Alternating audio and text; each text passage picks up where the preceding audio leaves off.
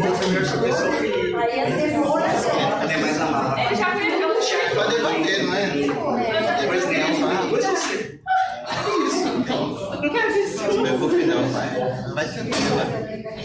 Ela falou da Fernanda? Eu acho que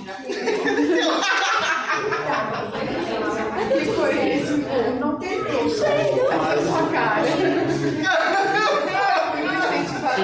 Não, eu também tô nessa. Tá bom. Porque tem hora que é difícil.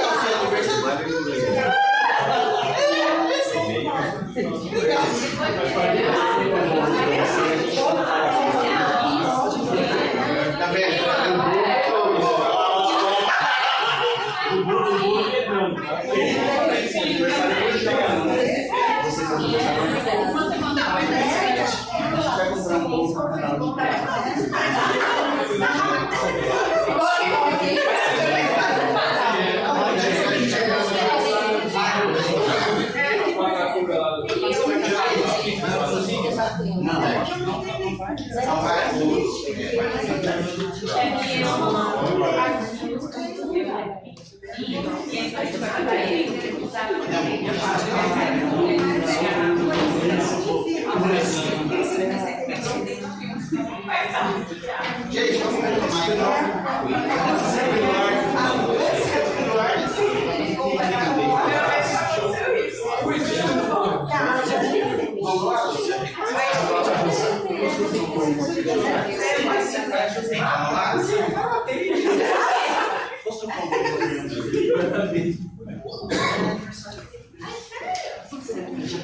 Gente, vamos retomar então. Um pequeno atraso, problemas técnicos, mas a gente tem tempo ainda. Então, Juliana, fica à vontade. Sei uma vez que 10 minutos, não foi assim? 150? É 10 para 50. Não, mas se chegar até 60, não tem problema.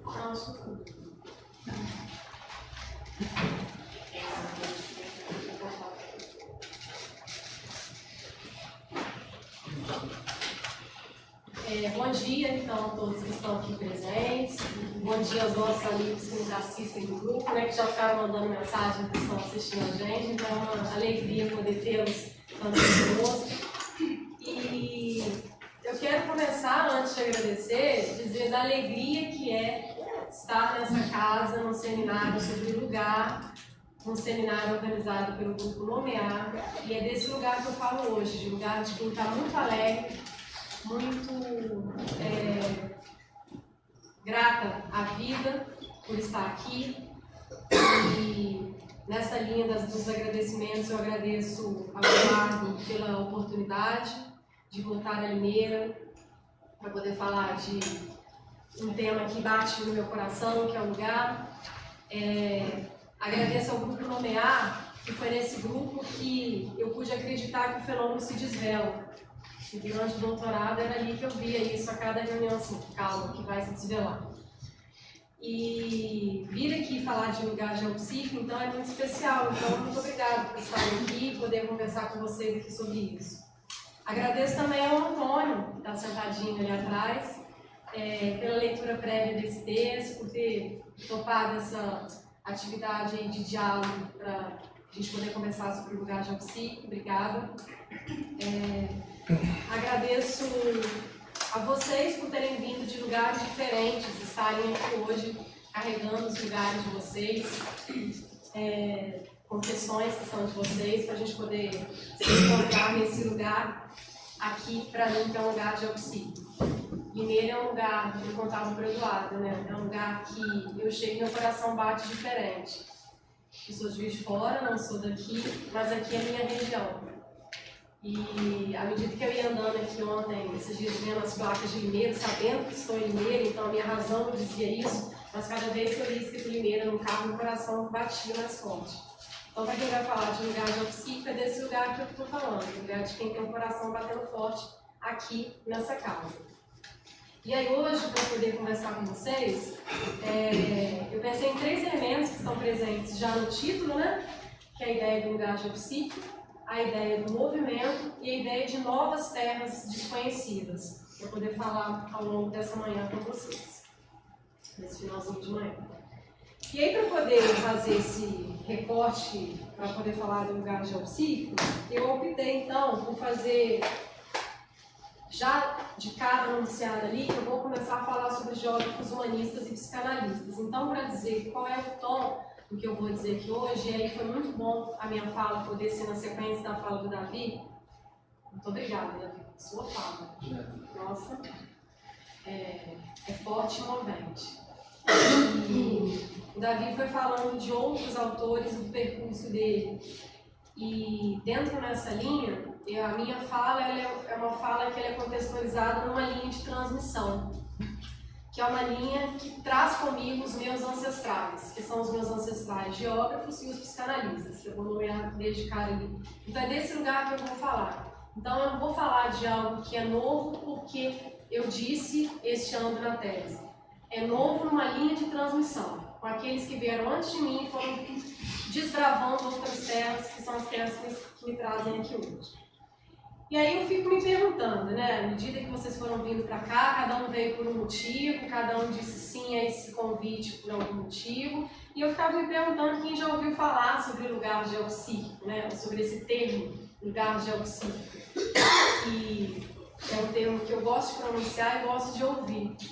E aí eu fiquei me perguntando isso, né, já que é algo que vem da tese, é novo, se é novo, há muito o que se dizer. Mas por ter muito o que se dizer, é preciso então que eu faça para esse dia aqui com vocês um recorte, e o recorte que eu faço é o recorte do movimento por terras desconhecidas. Vou falar de lugar geopsíquico nessa relação, e não somente do conceito de lugar geopsíquico. Então, ele é um conceito que ele é novo, mas ele não é do nada. E eu quero sempre dizer isso onde for possível dizer. Ele foi apresentado por mim, mas ele é constituído uma linha de transmissão, e essa linha que está comigo hoje, à medida que eu converso com vocês. E aí, se a gente for pensar um pouco na história do pensamento geográfico, aquela que tradicionalmente nós conhecemos, ela é marcada por geógrafos que em algum momento adensaram ou romperam com o pensamento vigente. Cada um na sua época, cada um no seu modo, e eu escolhi alguns deles para poder falar com vocês aqui. Então essas terras, elas foram sendo trilhadas há muitas décadas, e essas décadas que foram sendo vividas pela geografia, e em especial pela geografia humanista, me trouxeram a possibilidade de construir a tese que referencia esse texto de hoje, que está ali o título, que é o lugar geopsíquico, contribuições da psicanálise para a epistemologia da geografia. Então, de cara, eu já anuncio também para vocês, inclusive pelo anúncio do título da tese, que eu falo de um lugar que é o lugar da geografia humanista, só que agora de base psicanalítica. Então é desse lugar que a gente vai poder conversar sobre o lugar. E aí dentro desse recorte, eu escolho também 2 dimensões. Na verdade são 2 dimensões que estão em relação, que é o mundo exterior e o mundo interior, mas não apartados, mas eles na relação. Ora com ênfase mais no interior, ora com ênfase mais no exterior. Mas como que isso acontece nos constitui o nosso modo de ser e estar na Terra. Então, quando Davi fala de algo que nos aterroriza, o que é esse algo que nos aterroriza, que pode nos aterrorizar, que pode nos paralisar ou pode nos colocar em movimento? O que eu trago aqui hoje é o movimento daqueles que não paralisaram diante do desconhecido, que foram esses geógrafos que eu vou falar para vocês aqui hoje. Bom, dentro desse recorte, é preciso também sempre dizer que os geógrafos humanistas, há algumas décadas, eles já têm explorado e sistematizado essa relação entre o subjetivo e o pensamento geográfico desde o século XX. Então, dentro desse cenário que os geógrafos já olham para o subjetivo, o nosso psiquismo é que ele tem sido pouco ou quase nada explorado dentro da geografia, do pensamento geográfico, ou na relação com a nossa geograficidade, ou a compreensão da nossa geograficidade por meio do nosso psiquismo. Então, a relação entre mundo externo e mundo interno, ela tem sido historicamente assumida na geografia humanista, mas com pouca ênfase neste interno. O que acontece com a gente diante e com a Terra, nessas duas perspectivas? Dentro disso que nos aterroriza, tem algo que nos aterroriza, mas tem algo que provoca efeitos entre aquilo que a gente está sentindo e aquilo que está provocando e aquilo que volta a esse mundo. Então a ideia é olhar para esse movimento interno, nessa relação com o externo. Então, não pensar algo que é focado apenas naquele que sente, mas nessa relação desse que sente e que vive o mundo. Então, pensar que a geografia humanista há muito tempo já abarcou essas relações entre pessoas e lugares, essa reflexão a partir da subjetividade, memória, imaginação, experiência, já faz parte do nosso cotidiano ao pensar a relação com o lugar, porque outros geógrafos já fizeram isso. Essas terras elas já foram desconhecidas, ainda que sejam muitos, e o que eu espero que sempre sejam, tenho trabalhado com essa ideia do sempre desconhecido. Então, ainda que as terras dentro da memória, da imaginação, da experiência já tenham sido dessas, estamos vivendo nelas e com elas, é preciso marcar então 4 geógrafos que eu nomeio ali no quadro então. Por que esses 4 que estão ali? Poderia ter falado de outros, mas tem um recorte aqui. O Wright, em 47, quando fez o discurso dele para a Sociedade Americana de Geógrafos, ele usou uma frase que eu trago aqui no recorte, quando ele disse que as mais fascinantes terras desconhecidas, entre todas, são aquelas que ficam dentro das nossas mentes e corações. Lá em 47, né? Que terra desconhecida era essa para ele dizer em 47? Que terra desconhecida é dizer isso hoje, aqui em 2019? Quais são essas terras das nossas mentes e dos nossos corações? Que são as terras que a gente carrega, mas que nos carregam nesse mundo, no nosso modo de estar com a Terra. E aí, então, é como se algo, na perspectiva dele, que eu compactuo, fosse herdado, enraizado nesse nosso mundo interior e que pode variar de pessoa a pessoa nessa relação com a sensibilidade e a imaginação. Então, é algo que é inerente ao humano, mas que tem variação com cada um. Segundo ele, a gente para compor esses impulsos para a nossa busca e nossa satisfação geográfica, para essas nossas terras, esses nossos impulsos eles também vão variar. Mas ele está falando então de impulso, dando uma ideia de movimento, que é isso então que nos orienta aqui nessa fala. O que é que nos movimenta na Terra? O que é que nos impulsiona na Terra? O que nos impulsiona naquilo que nos aterroriza? E aí, Davi, mexeu muito comigo, vou falar se aterrorizar o tempo inteiro. Não está no texto, mas está no meu texto agora, né? Foi provocador, ou provocativo. E o que nos impulsiona? Aí, o que nos impulsiona a ficar? Porque também tem uma força que nos diz, não, fica aí que aí tá bom pra você. E aí, diante dessa ideia de impulso, né, fico pensando, quando eu cheguei aqui, eu lembrei de quando me apresentaram o Morro Azul aqui em Limeira, né? Que eu ficava procurando o Morro Azul, eu venho de Juiz de Fora, e a gente tem médias de altitude diferentes das médias daqui, e eu, quando falava, olha o Morro Azul, eu fiz assim para olhar. E aí eu tive que mudar o nível do meu olho para poder ver.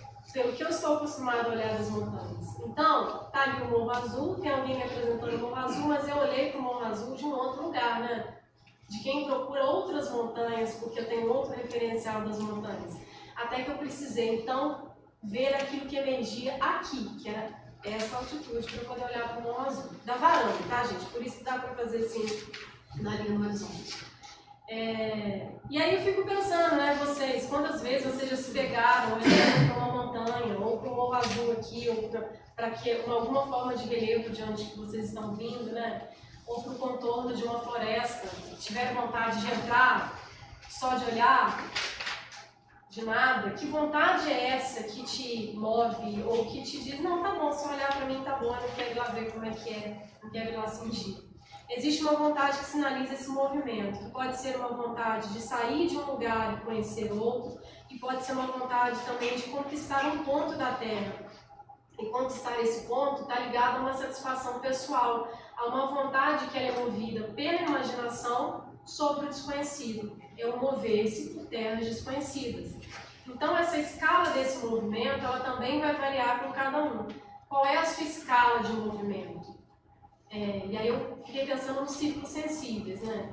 Quais são os seus círculos sensíveis de alcance naquilo que você quer movimentar na sua vida? Sua vida já teve um movimento tal que, ok, já movimentou demais, vamos ficar onde está. Ou tem um negócio aí que quando você vê, você fala, eu vou. Sabe-se para onde ou para ver e sentir o quê? E aí nessa linha de transição, o Lorental na década de 60, ele também trouxe para a gente uma discussão sobre a memória, e ele foi falar sobre a busca, ele foi buscar compreender mecanismos mentais, também como que eu falava do Wright, que originam diversos mundos. E ele também se tornou uma referência para a gente poder pensar em terras desconhecidas, que naquele momento eram as terras da memória, desconhecidas aos científicos. Então, como é que esses mundos produzidos e vividos na memória, eles nos orientam naquilo que é comum? Então, há algo que é individual, mas há algo que aparece de comum, que existe um caminho nisso. Então, segundo ele, nem o mundo, nem as nossas imagens sobre ele são idênticas na geografia. Então, se a gente está falando de uma ciência que diz do mundo, seja ele em que escala for, mas a gente está vendo um geógrafo que lá na década de 60 já dizia que nem o mundo, nem nossas imagens sobre ele são idênticas, a gente tem que olhar para aquilo que não é o idêntico. Ao invés de simplesmente trabalhar, vamos trabalhar os biomas do Brasil. O bioma estava isso, acontece isso e tal. O que são esses biomas vividos ali? O que eu posso dizer sobre esses biomas? Com quem vive comigo, com quem não vive? Então tem algo que não é idêntico, tem uma conta que não fecha, tem um estranho que é familiar, usando uma ideia do Freud. Então tem alguma coisa que nos aproxima na geografia, mas também tem coisas que nos deixam permanecer como um ruído daquilo que não é idêntico. Entre você dizer, eu falei de montanha, fiz um movimento aqui, mas de que montanha eu estou falando? Que montanha vocês ouviram que eu falei que eu olho em Juiz de Fora? Isso está aí. Eu tenho a minha imagem que eu tentei dizer, falar, vocês tentaram pensar. Sei lá se alguém pensou no Himalaia, eu tivesse que olhar muito. Enfim, que montanha é essa que apareceu para você quando eu pronunciei a palavra montanha? E aí, nessa perspectiva de que não é idêntico, existe então algo que diferencia o mundo e as nossas imagens sobre ele. Uma imagem que faz com que o mundo se singularize na nossa história e no nosso modo de dizer sobre essa história. Então, portanto, ele vai ser experimentado e apresentável de diferentes formas para cada um de nós. E para ampliar essa força do que o Lorental fala, outro dia escutei uma aluna que me disse assim, bem recentemente, agora no final do semestre, que ela passou a gostar da cidade onde ela nasceu. Ela foi dessa forma, passei a gostar da cidade onde eu nasci, porque antes eu tinha vergonha de dizer que eu nasci na cidade, falou o nome da cidade. E ela falou de alguma coisa que tinha acontecido no modo dela de dizer sobre a cidade. E aí eu fiquei pensando, né? Eu já trouxe a minha pra cá, já falei, coloquei a minha cidade aqui dentro dessa fala, já tá aqui na sala pra gente. E você, como é que você diz da sua cidade, onde você nasceu? Vamos colocar um recorte aqui onde você nasceu. O que você diz sobre essa cidade? Você sempre disse sobre essa cidade da mesma forma? Mudou? Não mudou? O que é essa cidade onde você nasceu? Que vínculo é esse que tem de nascimento para você nessa cidade? Você escuta sobre a sua cidade da mesma forma como você diz sobre a sua cidade de nascimento? Essas variações, elas não são estáticas, né? E elas não são fixas também. Não é que variou o momento da vida porque já está variado. Não, isso pode acontecer sempre, em qualquer momento da vida. Elas nos trazem uma dimensão de transitoriedade. E toda a beleza da transitoriedade, né? Porque o mundo sofre alterações, mas nós também sofremos alterações e os efeitos dessas alterações do mundo, no mundo. As nossas com o mundo, no mundo. É sempre com. E aí tem uma relação de um quadro parcial nesse modo de viver, né? E aí essa ideia de parcial nos dois sentidos. Primeiro, a parcialidade daquele que está, que vive, que observa, que sente. E segundo, porque o que seria essa visão total de mundo? Que totalidade é essa que a gente escuta falar na geografia? O que é total? Quer dizer de uma realidade total. Existe alguma realidade que nos é total? Vou pegar só a gente aqui na sala e aqueles que nos acompanham. A gente pode dizer de uma realidade? Só pra gente aqui? Existe algo que é total naquilo que a gente diz? E aí, seguindo com essa ideia de movimento, o Dardel, ele enfatiza também dois pontos na geografia, né? Além de toda a beleza da obra dele, coloca dois pontos aqui nessa relação. Uma geografia que está voltada para o mundo exterior, das medições, das delimitações, das análises, e é com ela. Não é negar isso, não é retirar isso, não é se apartar disso, é com isso. Só que existe uma outra, que é uma geografia vivida em ato, de uma vontade, de um chamado de correr o mundo, de franquear os mares, de explorar os continentes, de conhecer o desconhecido, de atingir o inacessível, a inquietude geográfica que precede essa objetividade da nossa ciência. Então, de novo, tem uma ideia de um movimento, de um chamado, que a gente pode responder ou não a esse chamado. E ainda assim responder de várias formas. E aí, nessas terras desconhecidas do mover-se, com essa vontade destemida, que pode agir de modos diferentes em cada um de nós, né? Como é que você age diante do temido chamado da Terra? Como é que você responde à Terra?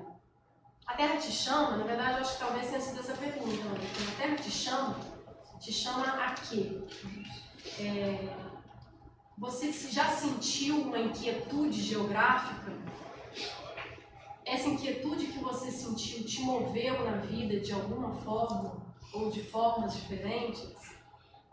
O que existe de singular nessa geografia que se volta ao mundo interior, na relação com o movimento externo?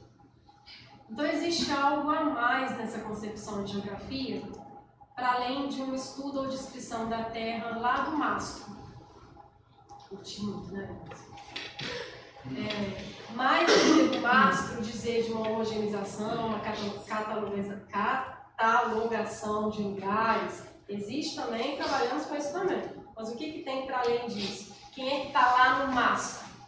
Quem é que escolheu não descer? Quem é que escolheu descer? Quem é? Essa grafia que ela é vivida e traçada no solo terrestre, ela não é marcada só pelas ações terrestres. É também pela ação humana, mas não com esse clássico da geografia que trabalha com uma relação de mão dupla entre sociedade e natureza. Mas o que é junto? O que é olhar para essa montanha? O que é estar nesse mastro? O que é trabalhar com as medições e as curvas de nível? O que é falar de um ponto como localização e não como um lugar de afeto? Tem uma escolha. É preciso olhar para essas escolhas. É preciso considerar a latitude não como um ponto que pode influenciar as características climáticas de um determinado lugar, mas o que é estar ali, o que da Terra emerge naquela latitude, que você pode dizer por aí, ou talvez nunca dizer. Existe sempre um alguém.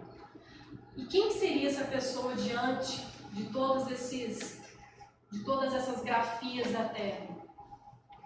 Quais motivos que levaram a escolher alguém a olhar para uma montanha, a subir o mar? Que motivos são esses? O que é que te move no mundo pelos lugares que você vai? O que te moveu a estar aqui hoje, na quase véspera de Natal? Quais são as suas inquietações geográficas que te trouxeram aqui? Nessa perspectiva, a geografia contemporânea, já é possível a gente caminhar com temas que foram se tornando conhecidas, mas que também, como essas que eu tenho falado, são incógnitas. E uma delas é a ideia de a imagem de experiência de mundo, é uma terra que o Tuan caminhou. E quando a gente pensa que, a partir dele, foi possível olhar e buscar compreender a experiência humana no espaço terrestre na relação com os lugares, já estamos falando de uma outra perspectiva de lugar, mas o que é possível nos interrogar dentro dessa perspectiva? Então é com Tuan, não é sem Tuan. Estou vindo numa linha de transmissão. Linha de transmissão é com os antecessores, dialogando e adensando esse pensamento neste lugar. Diferente do que a gente falava aqui antes, não é superação. Tem uma linha, tem uma cronologia, mas não tem uma superação. É coerência. E aí a experiência para o Tuan é um termo que abrange diferentes maneiras que a gente pode experimentar, construir uma realidade. Então ele já traz a dimensão dele de lugar, a ideia de sensação, percepção, concepção, emoção, pensamento aliado à experiência, tudo isso ligado à nossa própria vivência. Mas, se o lugar ele é fruto da experiência humana, como é que a gente experimenta um lugar? Como experienciar um lugar? Por que um lugar nos afeta? Usando a ideia dele. Por que um lugar, como um lugar se torna centro de significância para você e não para você? Essa constituição de lugar para o plano, ela reforça a ideia de lugar como único, né? Com a sua riqueza e experiência pessoal, no modo de experimentar esse lugar. E depois disso, afirmar que um lugar é único e você dizer sobre esses lugares é um ponto. Se debruçar sobre esse lugar e dizer por que é único é outro. Colocar mais luz nesse mundo interior para ver como é que a gente vai então criando laços afetivos com os lugares. Esses laços, eles não são somente por aquilo que está em cada um de nós e nos lugares, mas é ao mesmo tempo por algo que é nosso, que emerge no lugar, e algo do lugar que nos provoca a que algo se emerja. Está vendo o que é copo?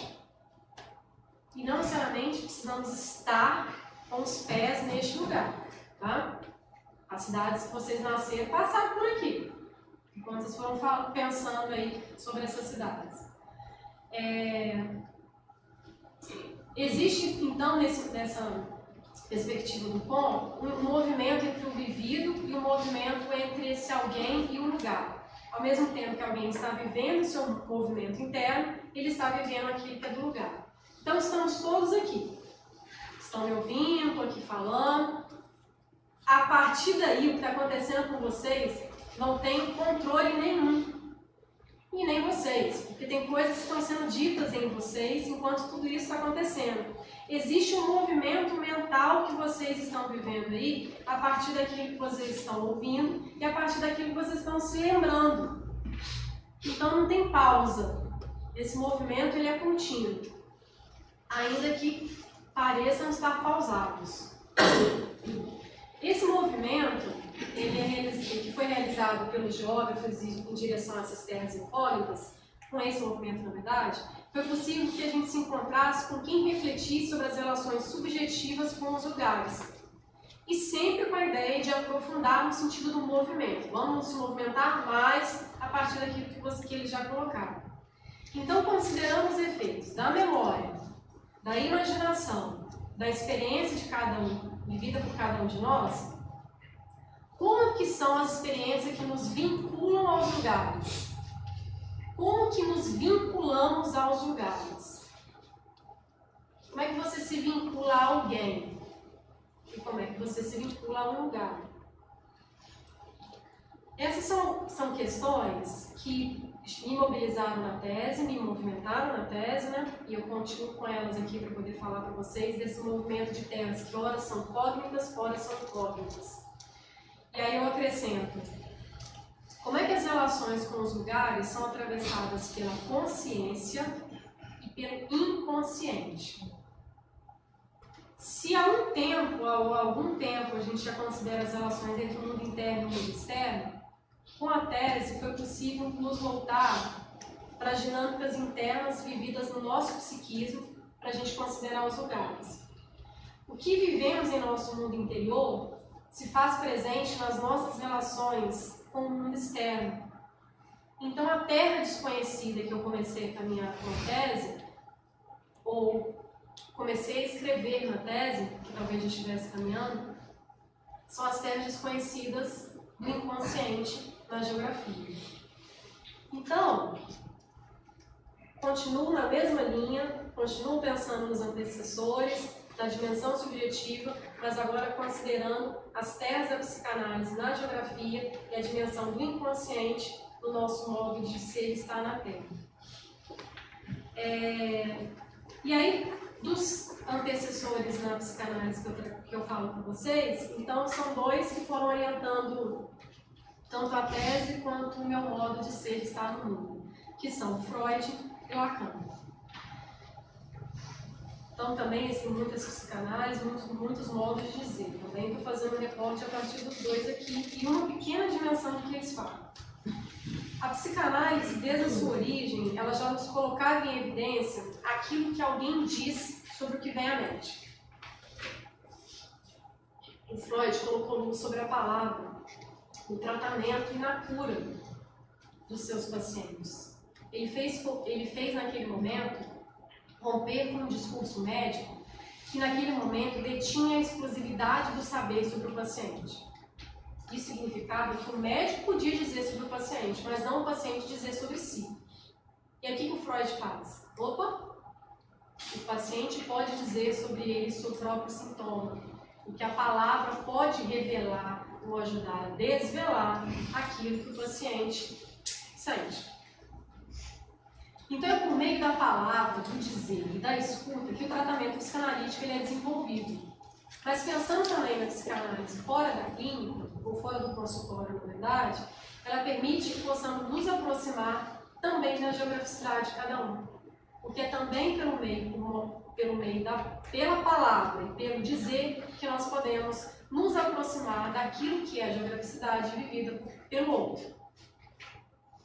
Bom, então para a gente poder pensar esse recorte, isso a gente está falando lá de 1915, que foi a referência que eu usei aqui, início do século, né?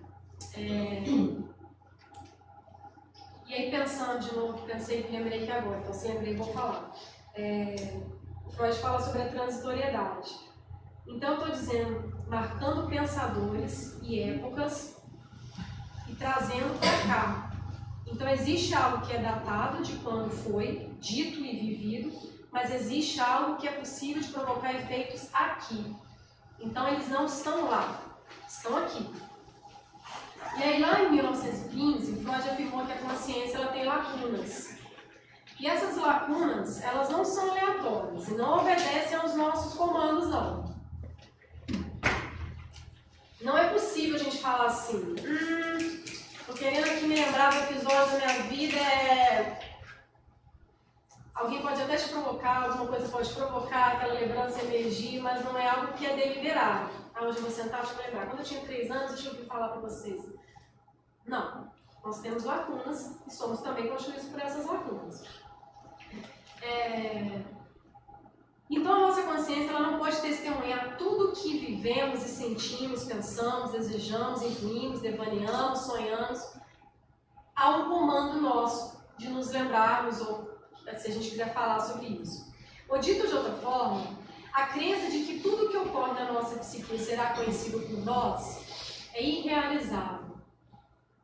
Se é irrealizável, estamos dizendo da gente, tem algo que está em nós, que nos habita, que nos é desconhecido. Estou falando do inconsciente. Que fala em nós, tenta, até que em algum momento da vida a gente consegue ler o que ele está dizendo. Mas ele fala em nós. E esse falar não é um dizer consciente. Ainda que eu esteja aqui tendo uma fala organizada, sistematizada, quando eu acabei de, nesse momento, me lembrar do texto do Freud sobre transitoriedade, que não está escrito aqui no meu roteiro, algo falou em mim, na minha fala. Por que eu lembrei desse texto aqui agora? O que é falar sobre transitoriedade aqui? Então, alguma coisa que depois eu vou me ver com isso e vou ver o que é lembrar do seu amor. Então, tá vendo? Tem alguma coisa que parece que é racional, que é organizado, mas que continua se apresentando para cada um de nós. Então, a nossa consciência ela vai abranger parte do conteúdo que nos constitui e que se trata de um conhecimento que pode estar no estado de latência por um certo tempo. Ou seja, ele pode se tornar consciente ou alguns jamais se tornarão conscientes e continuarão em estado de inconsciência. Então, dessa forma, existem os atos psíquicos que são privados de consciência, que estão acontecendo. E existem os processos que podem ser percebidos por nossa consciência. Então, o inconsciente ele vai abranger tanto esses atos latentes, temporariamente inconscientes, quanto esses processos que foram recalcados e afastados da consciência. Mas isso não significa que não nos constituam. Eles estão afastados, mas pode ser que algo se manifeste. Então, nessa atividade mental que o Freud fala, que ele falou da atividade mental, mas uma atividade mental ligada ao modo de estar, o modo de lidar com o mundo externo. Então, de novo, não tem uma relação de separação. Então, com a psicanálise, foi possível conhecer um outro modo de dizer sobre a atividade psíquica, que tem uma relação direta com a satisfação dos nossos desejos, realização dos desejos, da satisfação substitutiva desses desejos que estão em nós, mas que a gente, muitas vezes, a gente não sabe do que nos movimenta, apesar de perceber o movimento, mas há algo desse mundo interno que vai então também se revelando. E aí nessa perspectiva, o Freud ele falou em tópicas sobre o aparelho psíquico, para poder falar disso, que existe consciente, inconsciente. E aí, com essas características do inconsciente, ele falou então de um sistema onde inúmeros impulsos eles coexistem e não se eliminam. Então, a gente está falando de algo onde o paradoxo vive, onde a atemporalidade vive. É uma coisa que, de repente, a gente fala alguma coisa de uma pessoa como se tivesse acabado de acontecer. O negócio aconteceu há anos, aquilo se presentifica. Então, a gente vai dar um exemplo para a pessoa, a gente acha que a pessoa está ali na frente com o exemplo que vai dar. Não! Porque existe algo que é atemporal, que é paradoxo, que acontece com a gente. Como essa força que é repulsa e como essa força que é atração. Como essa força que é prazer e como essa força que é dor. Isso coexiste, isso é possível de existir, é assim que a gente é. Assim que a gente vai vivendo. Então não existe negação, não existe certeza, não existe algo que é fixo. Existem as variações de investimento da energia que a gente tem ao longo da vida e daquilo que nos movimenta. Não existe uma organização cronológica, então as coisas são possíveis de acontecer a partir dessa dimensão do inconsciente. Mas como é que tudo isso se relaciona com os lugares? É esse que a gente não pode perder a perspectiva. Um exemplo, se a gente for falar de topofobia, que é um termo que a gente escuta e tal, algumas pessoas elas sentem medo em alguns lugares. E às vezes as pessoas falam que não conseguem explicar esse medo. Então assim, você o que é? Então a pessoa fala, tenho medo de altura. É um medo de altura que aparece em qualquer altura. Mas o que essa qualquer altura te desperta, ou desperta nessas pessoas, que na hora que medo vem junto? É medo do lugar ou é da altura de qualquer lugar? Sumir o lugar? É você ali pesando essa balança do lugar? Não tem uma alturinha que é tolerável olhar? O que muda? Que é do lugar que consegue ou não romper com esse medo. Tem algo que é anterior a chegar na beiradinha ali.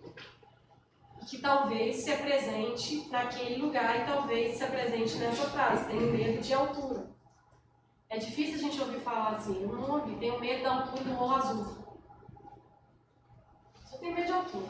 Mas só que de repente sou no Morro Azul. Então, cadê o lugar? Como é que a gente fala dessa relação com o lugar? Então, se tem algo que a gente não dá conta de forma consciente e que isso nos constitui, também isso que nos constitui de maneira inconsciente se presentifica na nossa mobilidade, no nosso movimento de ir ou evitar determinados lugares. E essa relação, ela pode ser uma relação longínqua na vida ou pode ser uma relação que acontece na vida em um determinado momento. E com a sensação de que é algo novo, algo que aparece pela primeira vez, você talvez já tenha vindo de outros tempos. E aí talvez, por exemplo, eu já escutei algumas pessoas falando que tem pânico de lugares cheios. É o mesmo exemplo, a pessoa tem pânico de lugar cheio, ou é daquele lugar cheio, ou é daquele lugar porque está cheio, ou ela tem pânico de gente, cheio de gente, independente do tamanho do lugar, porque está cheio de gente. Então são perguntas que às vezes vão passando nessas relações que a gente fala de topofobia de uma maneira muito dada, né? Como se fosse isso. Não, eu não gosto, eu evito. Como é que a gente pode associar e atrelar a sensação ao lugar? Então, o que é ter medo de lugar cheio neste lugar? O que é ter medo de lugar cheio lá em outro lugar? Como é possível fazer isso? O medo... Alguém que tenha muito medo, é o mesmo medo no elevador fechado e no topo da montanha? O que mudou? Se a pessoa é a mesma. As sensações e sentimentos que a gente vai experimentando ao longo da vida, eles podem se tornar conscientes ou eles podem ser barrados. Não sei se já aconteceu de vocês observarem uma força que te move a estar com alguém, estar com alguém em algum lugar, estar com algum lugar e é muita vontade. De repente, por algum motivo da vida, essa vontade não aparece com tanta força. Para onde é que foi aquilo tudo que estava em você? Cadê aquela força toda? Existe algo que pode ser que se separe, que se descobre, mas essa energia é sua, está em você, te constitui. E vai te movimentar para um outro lugar, a uma outra pessoa, num outro tempo, para alguma coisa. Então, alguns lugares parecem nos afetar mais do que outros. Essas variações elas também vão ocorrer em virtude da nossa história e como é que essa história ela se apresenta nos lugares. Então, não estou falando que é simples ter a percepção daquilo que é sentido em um lugar ou por um lugar. Não é fácil. O que é você escolher um lugar preferido quando alguém vai visitar a sua cidade? Qual que é o seu critério? Você leva a pessoa aonde? Toda pessoa você leva no mesmo lugar para conhecer? Essa relação está atrelada às pessoas. Eu me vejo exemplo, agora que eu vou seguir com o exemplo. Né? Quando eu vim para cá, Eduardo me levou em várias cidades para conhecer ele mesmo. Até eu virar uma cidadã merece, né? E aí eu passei então a levar pessoas em lugares, pessoas que eu comecei a receber aqui. Eu comecei a ver o que eram os lugares que eu herdei na minha linha de transmissão com o Eduardo, meu orientador, e o que eram os lugares de Juliana e Limeiro, que poderiam ser os mesmos, ressignificados, ou poderiam ser outros. Mas o que é isso que tem essa relação entre pessoa e lugar? Não é qualquer pessoa, né? Então, como é que a gente vai vivendo e sentindo tudo isso? Eu estou falando alguma coisa que eu estou dizendo depois. Eu não estou dizendo que eu botei o pé em Limeira e falei, nossa, se é Limeira é meu lugar de autoestima, eu encontrei. Não. Estou dizendo de um distanciamento, de um intervalo que foi vivido, e o intervalo é preciso ser vivido para que o lugar de autoestima também seja presente para a gente. Não é na hora, você não entra no intervalo, é aqui. Não existe esse é aqui. Agora, estou falando de um processo que o tempo é contado de uma outra forma, vivido de outra forma, junto com a contagem do tempo. Então, a gente pode até sentir e perceber as nossas sensações, mas será posteriormente que o sentido de lugar poderá emergir para cada um de nós. A perspectiva do Lacan do inconsciente, ele não vai considerar o inconsciente como algo que está escondido, porque às vezes algumas pessoas falam, nossa, você está estudando psicanálise, agora você vai falar o que está por trás. Nada de que está por trás. é o que está com, é o que está na. Lacan não fala de um inconsciente que está a ser descoberto, escondido em algum lugar. Não, está na linguagem. É na linguagem que ele se revela, o que ele tenta dizer. Nos sonhos, nos sintomas, nos xixes, outras formas que ele vai falando. Mas é aqui, não é alguém que fica... acho que é isso. Não. Você está dizendo que é isso. Não sou eu que vou dizer que não é. Então não é dessa forma, não é um inconsciente que está por trás do que a pessoa diz, mas está no próprio dizer, está na linguagem. E essa perspectiva do Lacan, ela atravessou o que eu estou dizendo aqui sobre o lugar geopsíquico. E ela é que marca o lugar geopsíquico. É ela que traz a dimensão de pensar que os lugares estão também no dizer. Então, se alguém me diz um lugar, eu que escuto, como professora de geografia, vou dizer, não, Limeira não é isso aí que você está falando, não. É outra coisa. Ah, não, você está falando de Juiz de Fora está com quase 600 mil habitantes. Juiz de Fora é isso, quase 600 mil habitantes. É? É também, né? Mas o que é para quem migrou, quem chegou, quem saiu, quem só ficou? Então, dentro dessa ideia do recorte, também na obra do Lacan eu faço um recorte para poder falar da dobra metodológica, inspirada no que ele diz, para poder pensar o lugar geopsíquico. E aí, partir com vocês uma conversa biográfica que está presente na tese. Eu vou contar para vocês aqui. Teve um dia que eu participei de uma conversa e tinham duas mães que tinham se tornado mães recentemente. Elas estavam conversando sobre a experiência da maternidade recente.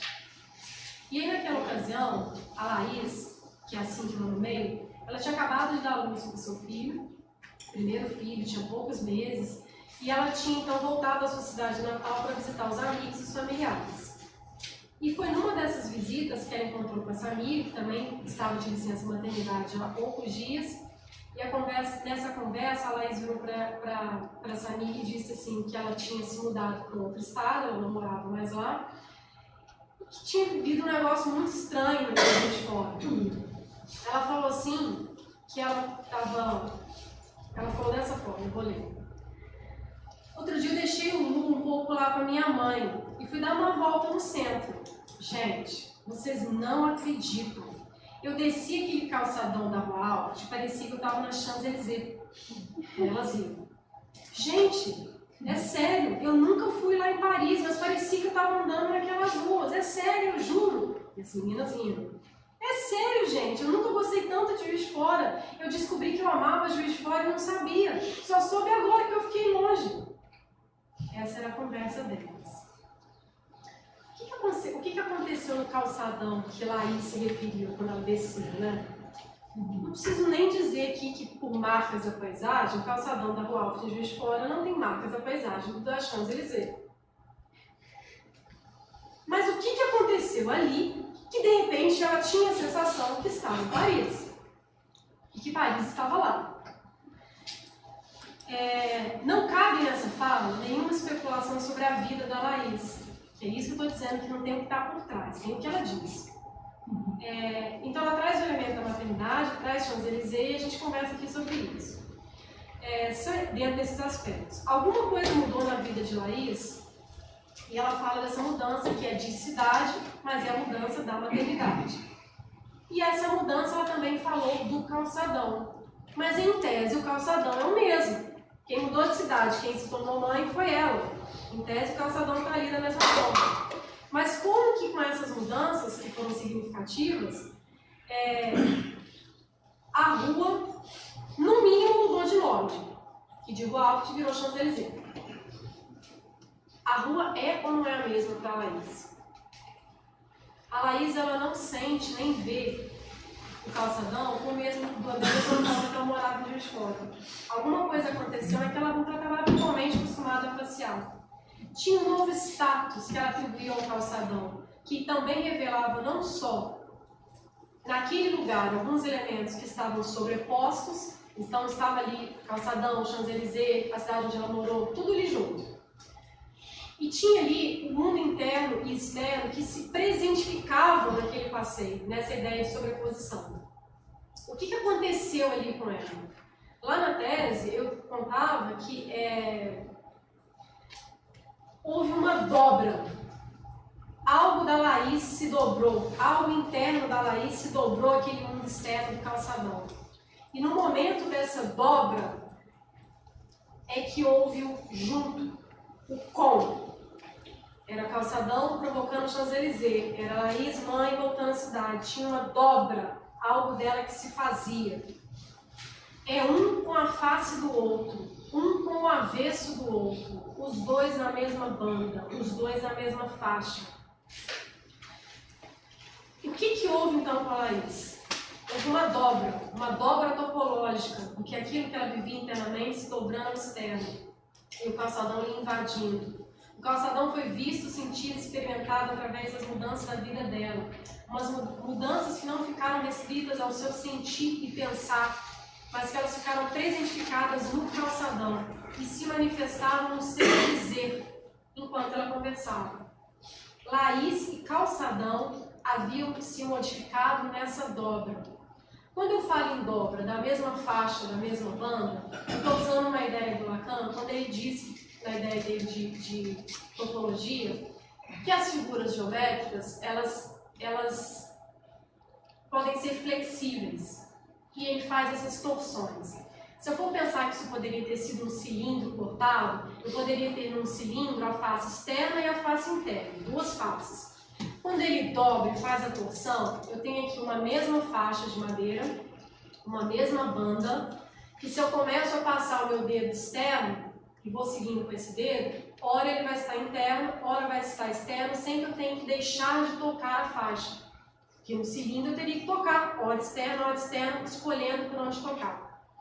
Aqui não, existe algo que é junto, e com as voltas que a vida dá, esse avesso se torna face e se torna avesso. Talvez se eu puder passar, as pessoas podem tocar nessa peça. Nessa ideia de dobra, trabalhada pelo Lacan, e que para mim faz todo sentido pensar o lugar geopsíquico, eu trouxe aqui uma animação que não é para hipnotizar. Qual é o título? Não está, ponto o título. Mas é isso. O título é Lugar Geopsíquico, a dobra topológica. A ideia aqui não é de hipnose, mas é de pensar que se você escolher uma formiga e seguir essa formiga, ela vai ela está dentro ou ela está fora. Inspirada aí na obra do Escher, que vem com essa ideia da fita de Meves, que é essa perspectiva dessa torção cilíndrica. O lugar geopsíquico é aquilo que ora é dentro, ora é fora, mas é junto, é a mesma face, é a mesma banda. Tá vendo? Eu vou focar aqui. Foi ele que pegou a peça e ele olhava para a formiga e eu olhava para a peça. Que é uma excelente ideia, que eu acho que eu não tinha feito esse movimento. Eu fazia eles separados. No que é junto? A experiência vivida por Laís lá no Calçadão, que era a cidade natal dela, tinha essa dobra, né? Desse mundo interno, sobre o externo, esse calçadão que parecia outra coisa, essa vida que tinha se presentificado para Laís de uma outra forma, mas tinha também um lugar constituído nessa dobra, virou outra coisa porque se dobrou. Então eu podia falar calçadão, podia falar Laís, mas podia falar do encontro da dobra. E aí virou Champs-Élysées. E aí, como é que o professor de geografia lida com isso? Que Champs-Élysées, menino? Olha aqui no mapa onde está Champs-Élysées, e olha onde está o calçadão. Não. Com a ideia do lugar geopsíquico, existe a possibilidade de a gente pensar a sobreposição de lugares e a condensação de lugares, a partir também de conceitos da psicanálise.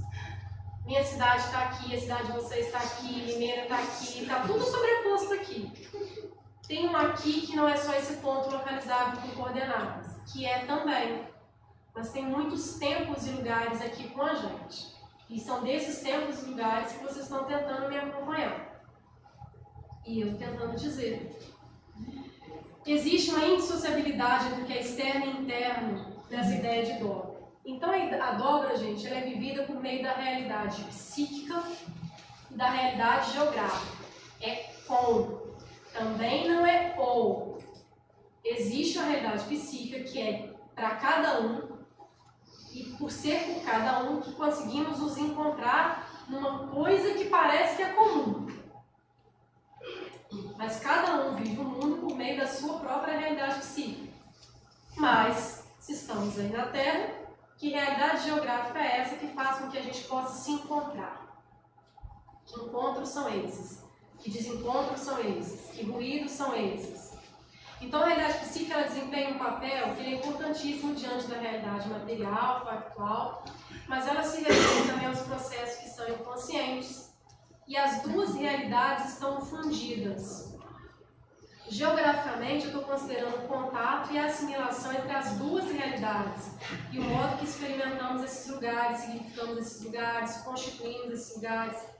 Então, não é aleatório que um lugar seja importante para uma pessoa e para outra não. Porque é na dobra que essas realidades se presentificam no lugar. É na dobra que a sua realidade psíquica se presentifica no lugar. Então, o Gardel já falava em realidade geográfica lá na década de 50, para além da materialidade. Eu também estou falando para além da materialidade, mas também estou falando com a materialidade. Esse ar-condicionado diz de um mundo externo que a gente bloqueia, que a gente coloca uma outra temperatura, e essa temperatura afeta meu modo de estar nessa sala com vocês. É com. Então essa realidade, esse encontro dessas realidades, ela também pode gerar um conflito geográfico, né? E é nesse conflito, ou nesse desajuste, ou nesse estranho que também é familiar, é que a gente vai vivendo. E como é que a gente vai na geografia padronizar e dizer que é do mesmo, da mesma forma? Na dobra o lugar se localiza. E ele se localiza exatamente na tensão causada por essa dobra. Na tensão do transbordamento do interior ao exterior e do exterior que nos invade e que vai constituindo os nossos lugares. Faltou um aqui, deu uma hora, tá bom, a gente escreve. Tem uns cortes ali, eu estou olhando, vamos embora. O lugar geopsíquico ele é um conceito nascido nessa linha de transmissão que eu fui falando para vocês, né? E essas terras, que elas são as terras geográficas, são terras inconscientes, elas são sempre terras incógnitas.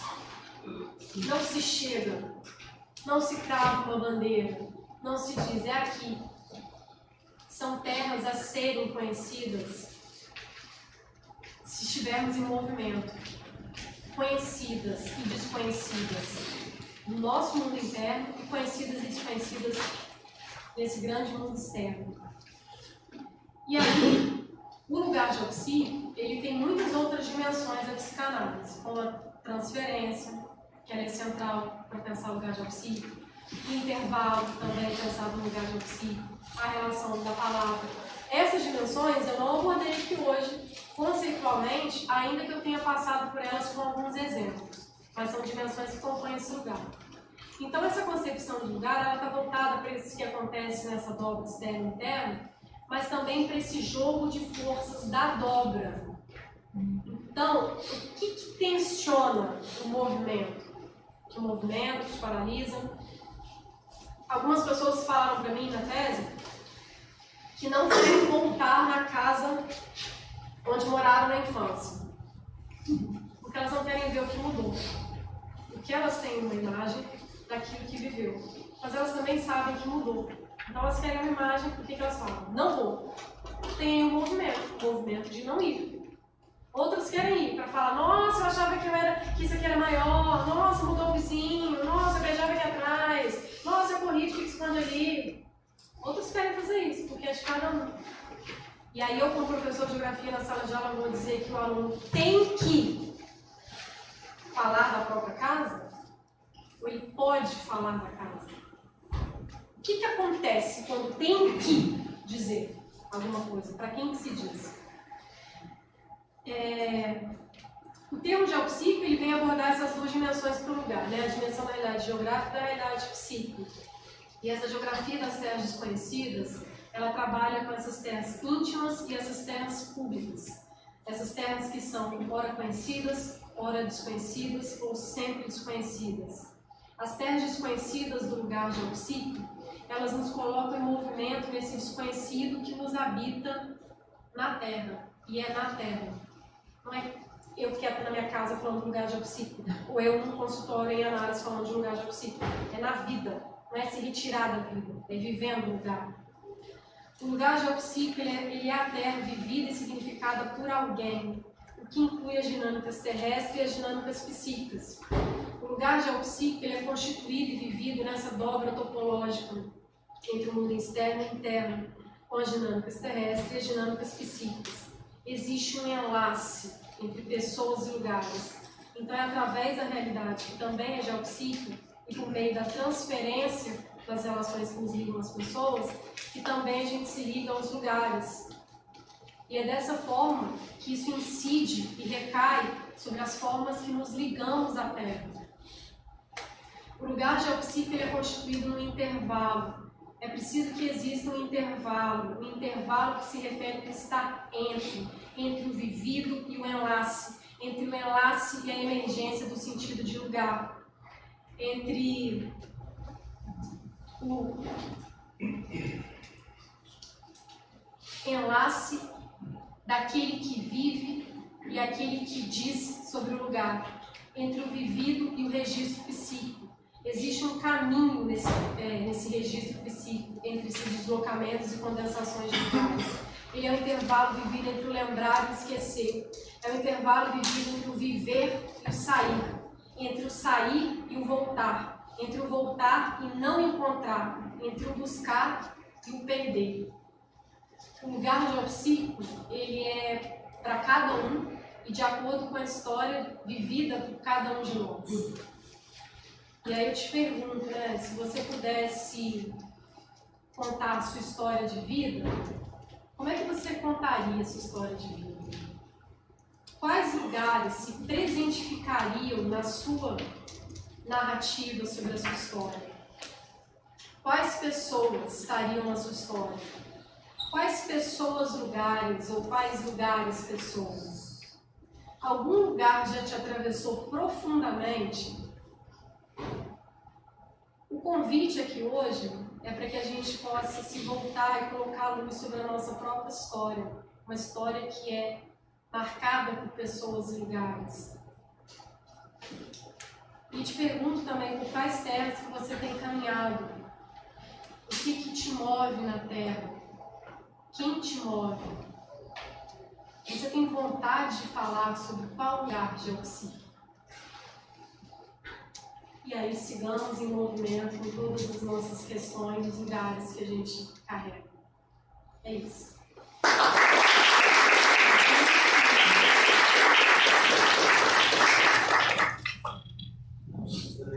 Obrigado, Antônio. Estou indo. Estamos aguardando. Muito obrigado. Isso é muito gentil.